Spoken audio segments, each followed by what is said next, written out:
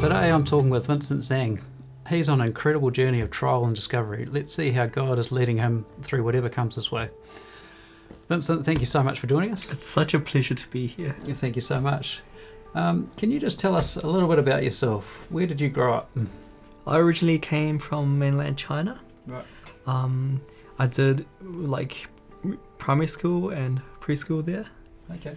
and grew up as an atheist, was taught evolution from a very young age. Wow. Mum, Dad and I immigrated to New Zealand when I was 8 in the year 2000. Right. And when I arrived here, went to primary school and they taught atheism as well. So, yeah. Okay. And I've just always thought that that was fact and that was science and that was the truth. So I just went with that. I put all the religions on one shelf and said, this is man trying to contemplate his death, and maybe I'll try one of them when I'm old and gonna die. But right now, I'm just gonna have fun and live life. How was your early life growing up as a child in New Zealand? It was good. I did well at school. I was quite mathematically well-to-do and quite talented at art, and not too bad at sports either. So, and I was quite healthy. Never drank, never smoked, never did anything like that. So just a normal childhood. And do you have much family in New Zealand? Only mum and dad and I. Right. We only us three came over. Okay, so why did you leave China? China is a very stressful and competitive place. There's a lot of people there, and there's a lot of competition there. I remember in primary school, the workload I got in the holidays was the same workload I got again in university over here. Wow. And it's always just competition. I was in one of the top classes, so every single person got 100%. Except 2 or 3 kids, and we were like, what are you doing? Are you Wow. So it's a very step on everyone's toes to get your way kind of place. So mum and dad, I guess they didn't want me to grow up there with all the stress and all the competition.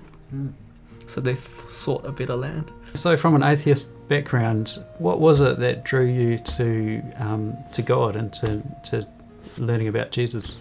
So my story is a story of 2 cancers. So I had my first cancer when I was 15. Wow. At that time, I was going through high school, and I thought life was just pretty good. And when I was 15 and when I started playing sports, I started getting this rash all over my body, this pins and needles burning rash all over. And it kept on happening. Every single time I needed to sweat, it would be this thing just appearing and just me suffering. And so we went to the GP, he did this test and that test, but he couldn't find out what it was. So at the end of that year, mum and dad sent me back to China to find out what it was. And after a few tests and an MRI, they found out that it was intracranial non-genomatous germ cell tumor in the middle of the brain on the pituitary gland. Wow. I had 5 little tumors in the middle of my brain. And they caught it quite early the first time.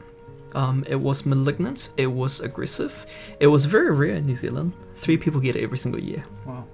And it was inoperable. So they got me to come back here to New Zealand to get the treatment.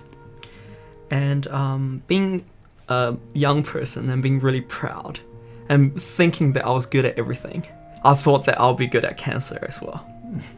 I thought going into that place, I wouldn't come out the way that you see people come out in cancer commercials, bald and frail and broken. I was thinking I'll come out with a full head of hair and proud and strong. And there was 4 rounds of chemotherapy and then 8 rounds of radiotherapy. The chemotherapy was 1 week each with 2 weeks of rest in between. And I was fine for the first day. After the second day, I started getting nausea, I started getting weakness, I started feeling really bad, all my hair fell out. And it just got worse and worse and worse and worse. I just wasted away on the hospital bed pretty much. Wow. And even I remember I would stop ordering food at day 3 or 4. I just couldn't stand it anymore. And even the meal cart passing by my door would urge me to vomit up whatever that was left on my empty stomach. I lied awake in the bed thinking that this was just hell on earth. And all I can do is carry it and bear it. At the 3rd round, I told myself I don't want to go through the 4th round. And by the 4th round, I told myself even if I have to die, I will not go through chemotherapy ever again. Because it was that bad. I remember they inserted, before the chemotherapy, they inserted a Hickman catheter into my chest that it ran from here to here. And then there was like 2 tubes for the chemotherapy or blood test to go through. And by the 3rd round, I looked at myself in the mirror, this bald, frail, broken person. I was like, with this like tube dangling out of my chest, I'm like, who are you? I do not recognize you anymore.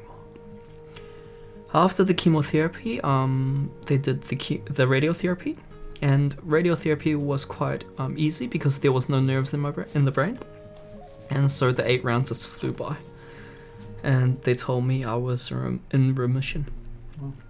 And after cancer, they have like a period of 5 years or so where you are in remission, where the cancer has a likelihood of coming back, so they monitor you periodically with blood tests and that kind of stuff. But I thought that, this was just a big accident in the universe. I should not have gotten cancer this time. I will never get cancer again, ever again. So I went back with my life. Went back on with my life. I skipped a year in high school because I couldn't do that year with the chemotherapy.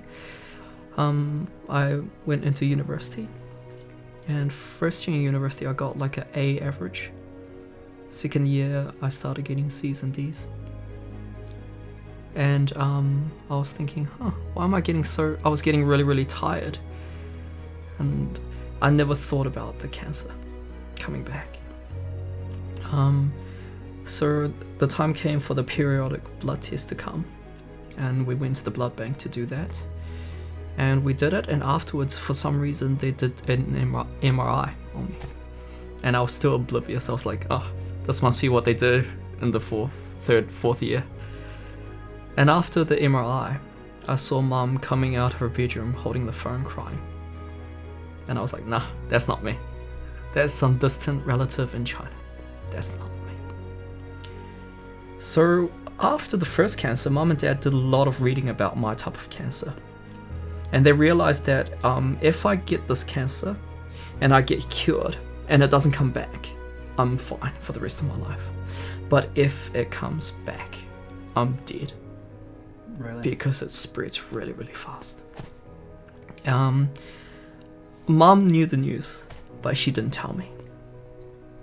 And it took until we went to see the doctor. And usually there's like the registrar doctor who tells you, everything's fine, your bloods are fine, go back to your life. Except this time it wasn't the registrar doctor. It was the heat treatment doctor of my first cancer. And he had on his computer a picture of a brain. And when I sat down, it was a doctor telling his patient that he was gonna die. 19 years old. Gonna die. And all of my hopes and dreams smashed into 1,000 pieces on the hospital floor. He said, even with treatment, chances of survival are rare.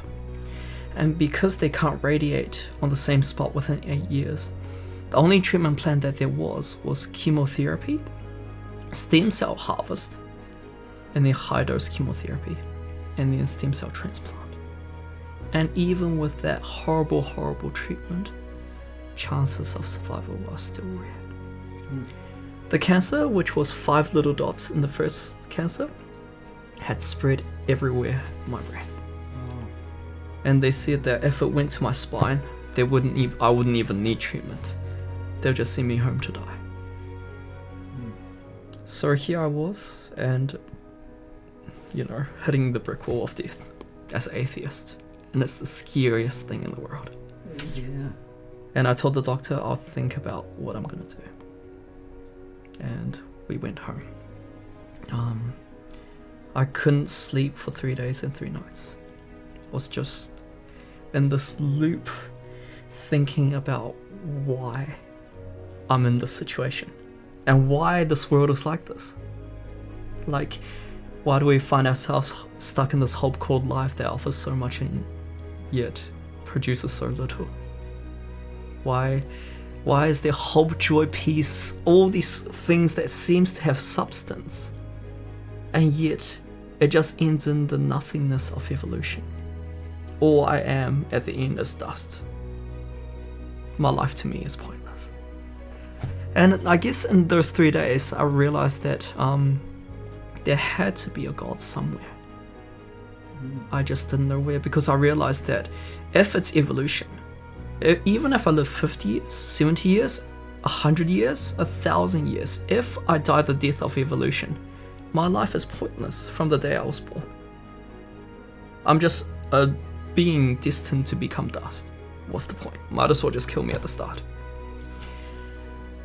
So, before I knew the news about the second cancer, I invited a Christian friend of mine to come over and have a meal. And when he was at our house, I told him that my cancer has come back and it was everywhere in my brain and I'm probably gonna die. And he said, do you want to pray?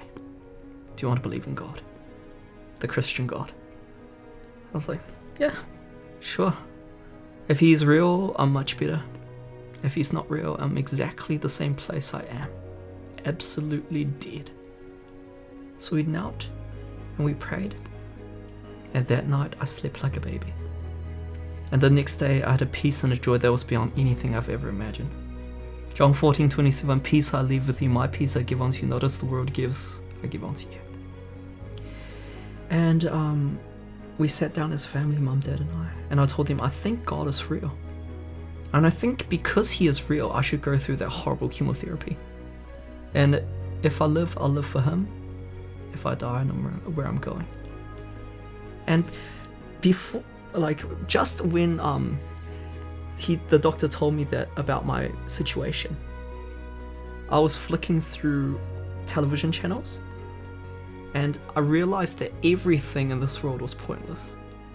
This news will tell you, like, you know, oh, this guy bombed this place and like 50 people died. I'm like, depressing. And then another channel will be like, oh, buy this useless thing that you'll never use.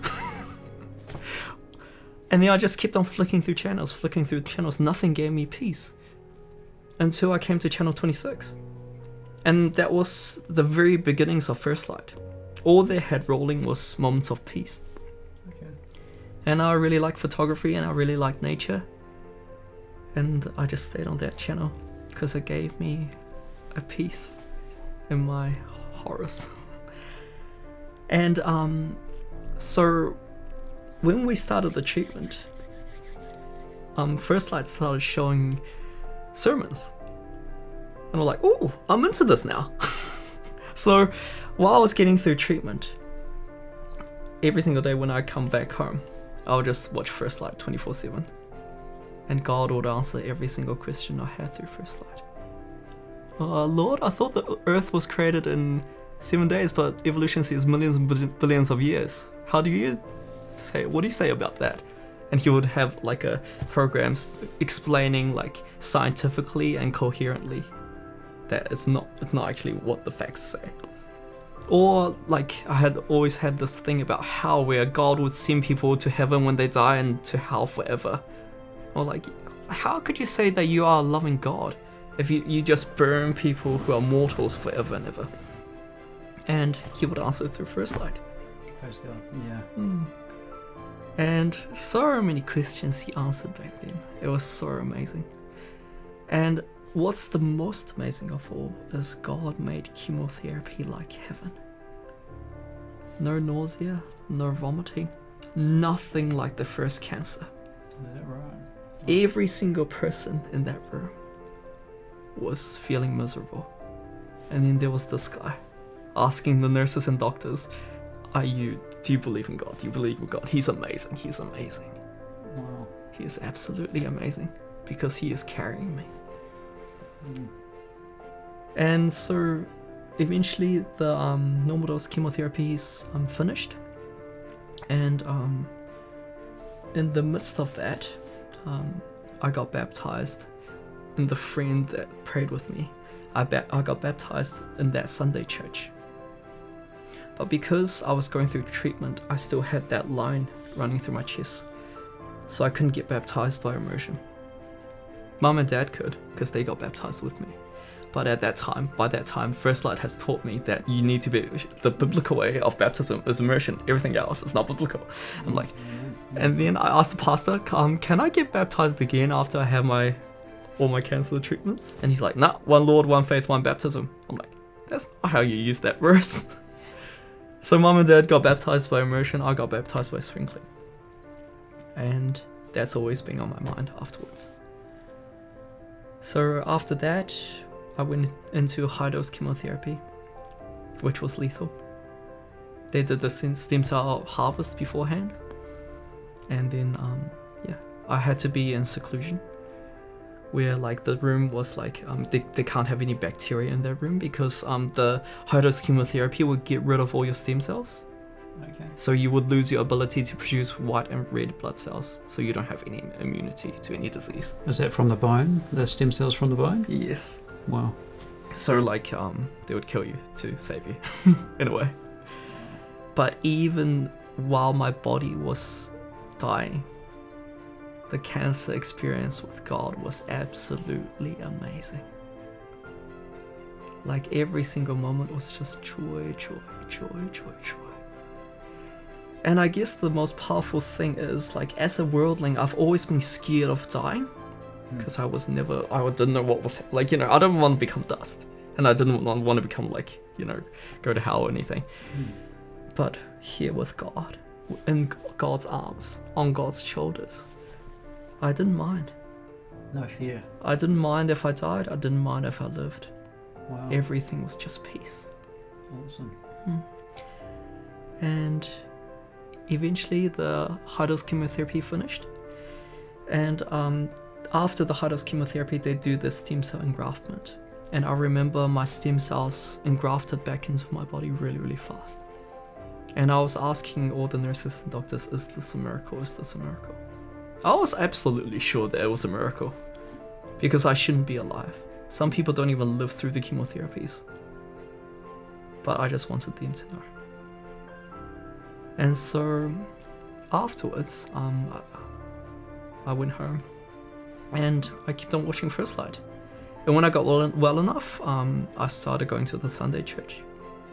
But that baptism, I didn't get baptized properly, was always on my mind. And eventually, God got it into my thick head that Sabbath is Saturday, not the Sunday. Oh, really? And because it's Saturday, and because you know the truth, you should follow it.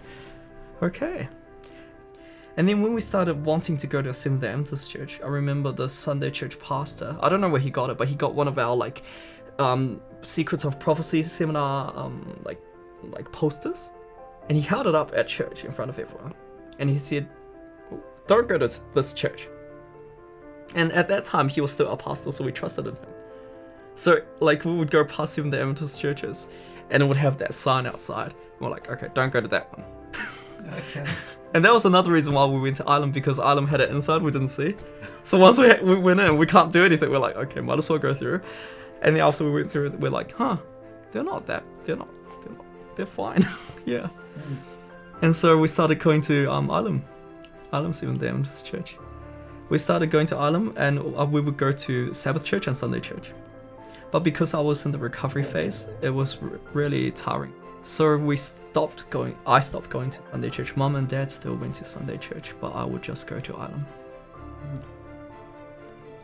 And I guess coming from that Sunday church with a lot of youth, I needed a place where I could call home that could introduce me to all their stuff.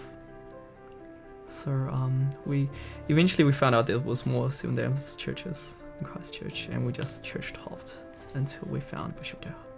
And a youth said hi, and that's why we stayed there. Wow, that's an incredible journey, eh? Wow. Praise God. All right. So was it that you kind of described this peace that came into your life? Was that basically immediately after your friend had that prayer with you? Absolutely.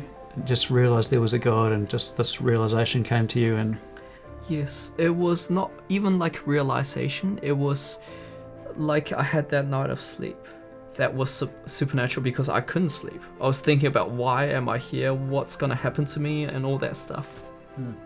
But this night, on the fourth night, when I prayed, I just slept like a baby.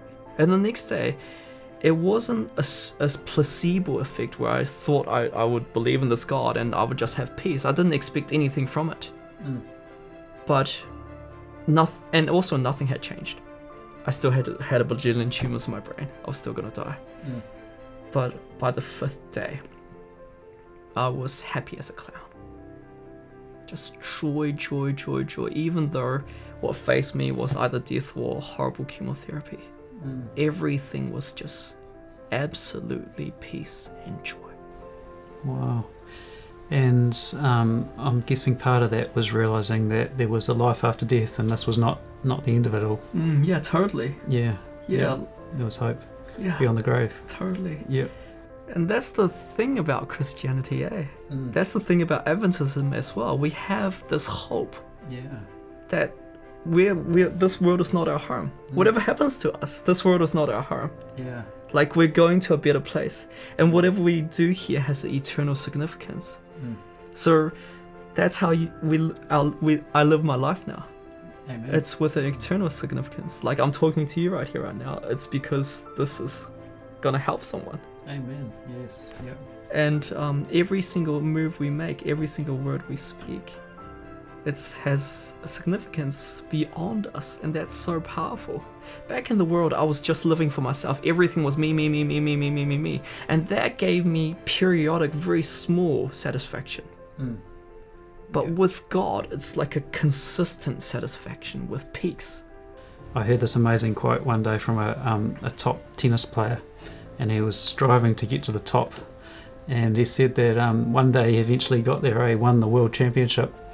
And he had this amazing quote. He said, when you get to the top, there's nothing there.